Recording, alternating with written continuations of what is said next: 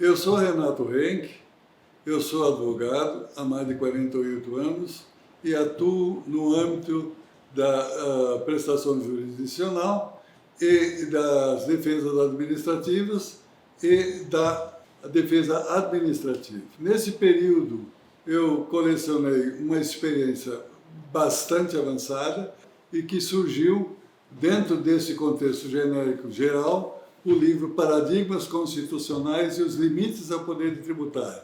A partir desse livro, eu estou fazendo uma série de exposições sobre hermenêutica jurídica constitucional com vistas a analisar a sistemática jurídica vigente, bem como a ciência jurídica lecionada tanto nas universidades como praticada nos tribunais judiciais e administrativos.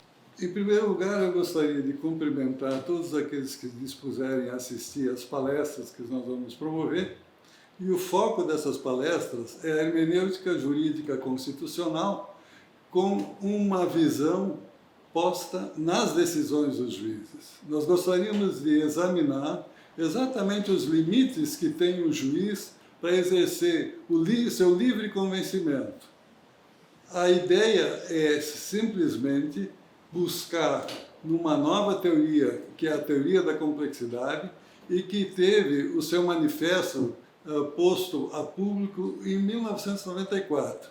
Então nós estamos falando de uma história mais compacta dessa complexidade, que busca na transdisciplinaridade da ciência uma forma de um novo convencimento.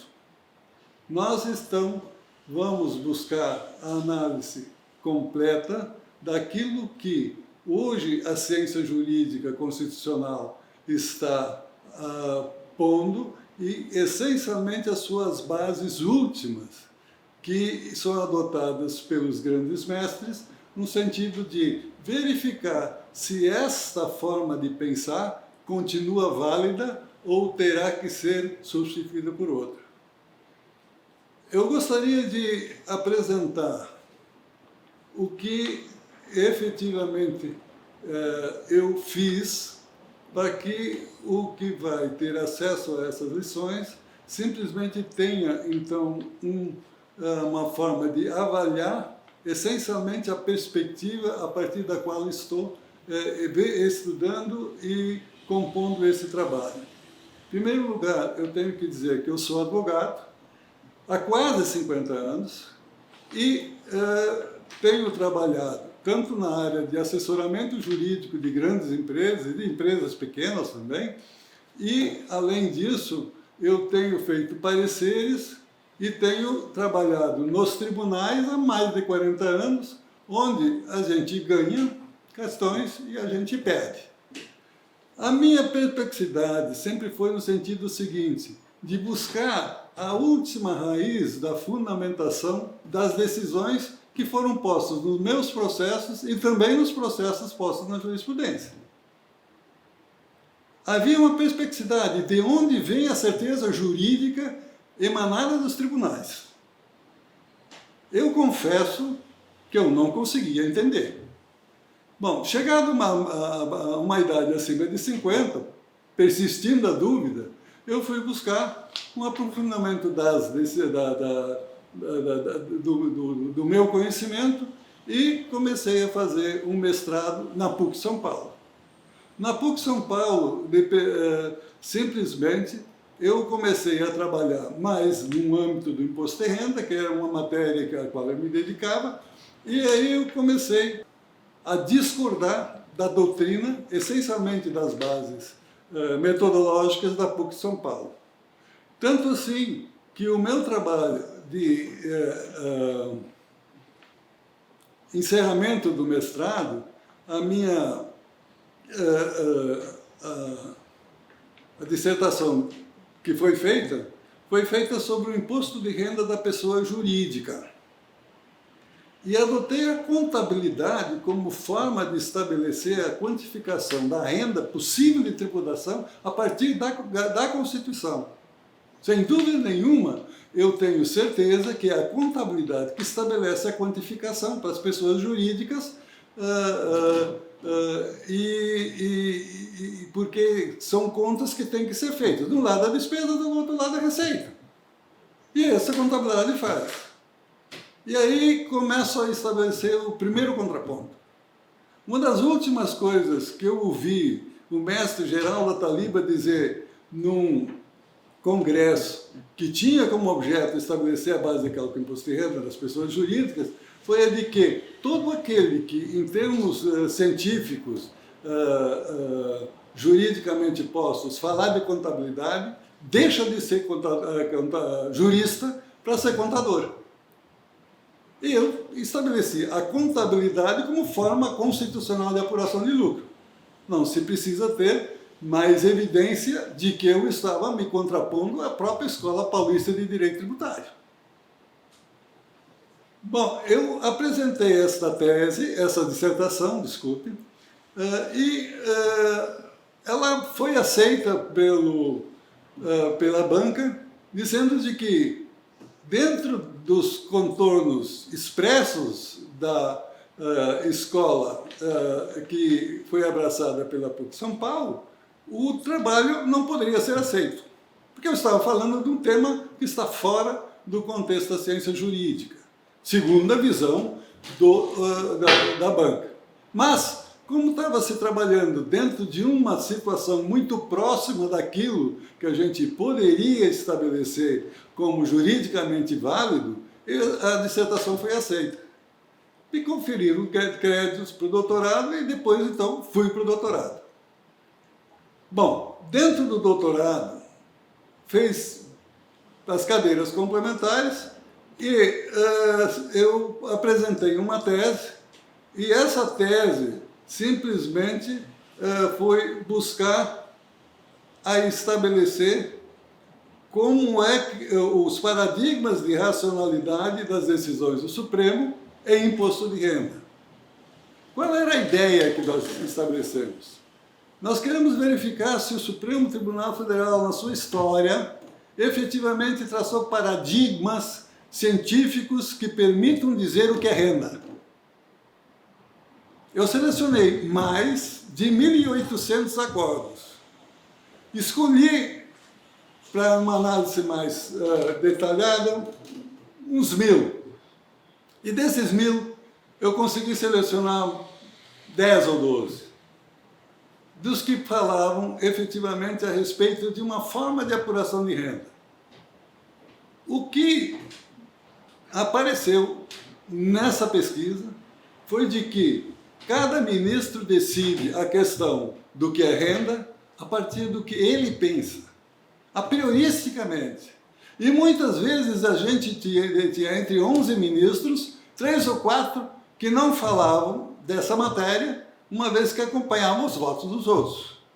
E havia divergências do que é possível ser renda. Não, essa parte pode ser despesa? Essa parte é receita? Correção monetária é receita ou é despesa? Essa questão sempre aparecia. E as divergências eram contrapostas. Um pensava que sim, o outro pensava que não.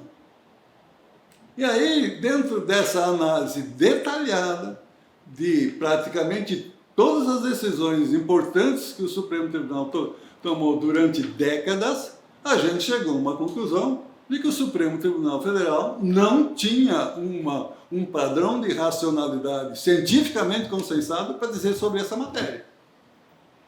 Essa tese foi apresentada e ela foi aprovada.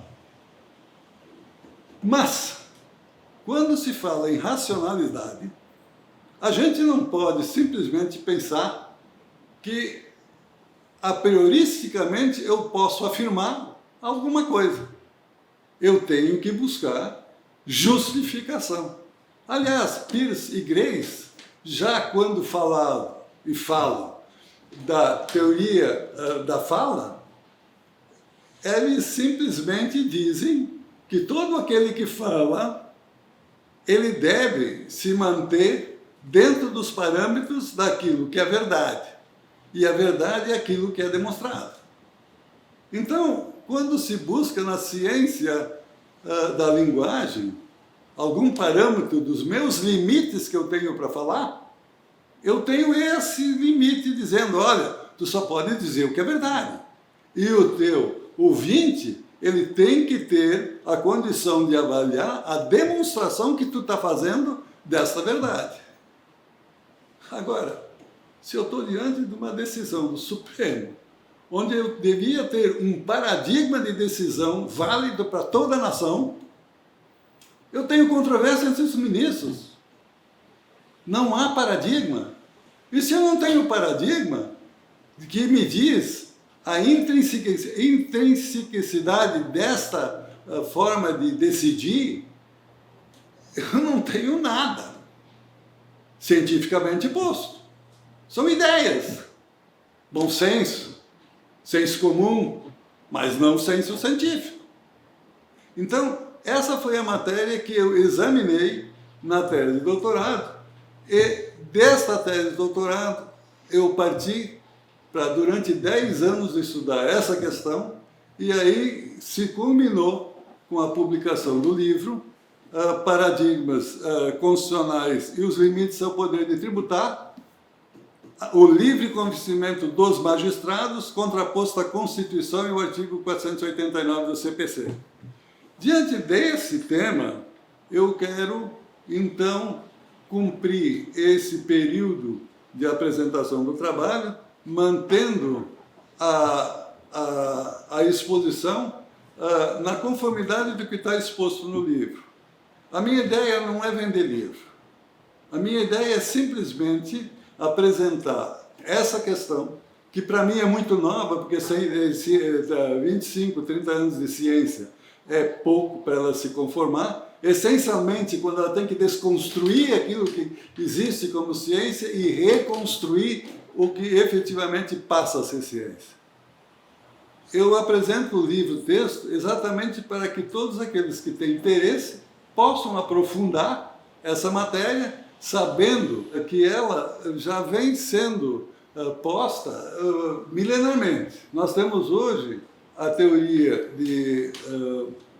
que surgiu nos anos 40, 50, em Marburg, onde Heidegger foi um dos principais autores, e a partir de Heidegger se fez a ciência metodologicamente justificada no evento, no fato, e não a prioristicamente, e a partir dali a gente toma mais ou menos as lições para fundamentar o que nós temos hoje em forma de ciência jurídica constitucional que deve ser considerada.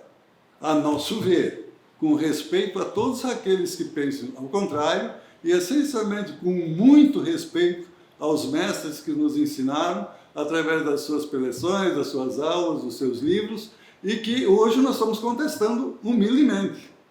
Vamos trazer uma nova ideia, e eu não estou falando de teoria, é uma mera ideia, e essa forma de exposição vai se transformar em teoria na medida em que ela tem uma aceitação pública da ciência jurídica nacional.